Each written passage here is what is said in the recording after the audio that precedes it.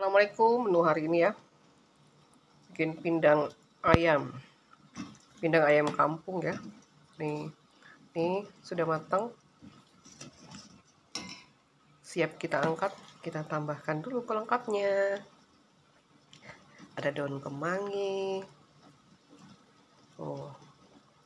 irisan tomat, nanas, ada daun bawang. Wow, nih seger sekali ya.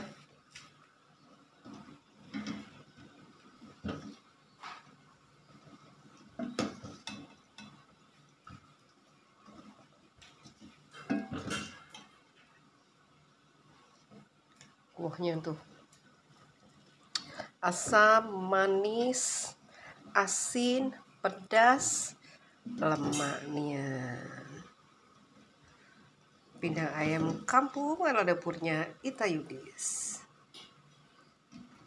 Mari makan.